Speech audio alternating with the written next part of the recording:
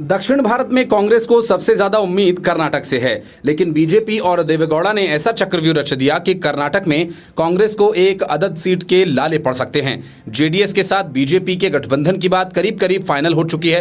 कर्नाटक के पूर्व मुख्यमंत्री बीएस येदियुरप्पा ने बताया कि राज्य की 4 सीटों पर सहमति बनी है। उन्होंने बताया कि केंद्रीय मंत्री अमित शाह जेडीएस को 4 लोकसभा सीट देने के लिए सहमत हैं।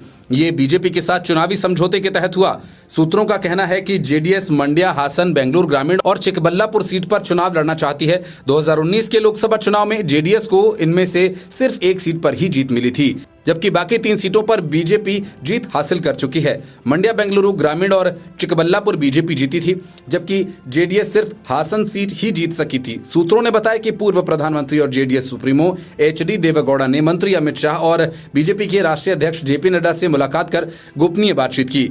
सूत्रों के मुताबिक जेडीएस 28 में से 5 संसदीय सीटों की मांग कर रही है और भाजपा 4 सीटों के लिए बातचीत कर रही है।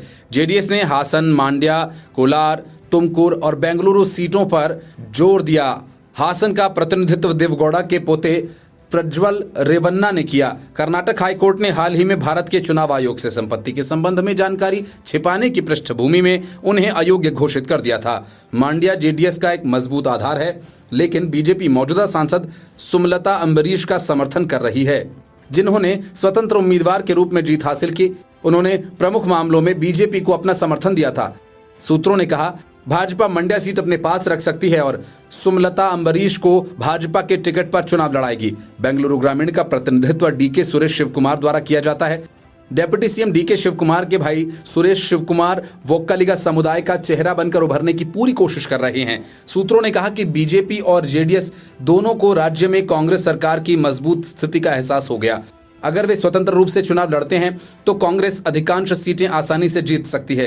इसके अलावा ऑपरेशन हेस्ट के तहत कांग्रेस के आक्रामक कदमों से दोनों दल चिंतित हैं। देवेगौड़ा अपने बेटे और पूर्व सीएम एचडी कुमारस्वामी के स्वास्थ्य को लेकर चिंतित हैं। कुमारस्वामी को हाल ही में अस्पताल में भर्ती कराया गया था, उनके दिल की सर्जरी हुई थी। सूत्रों ने कहा कि जेडीएस मंड्या सीट बीजेपी के लिए छोड़ सकती है।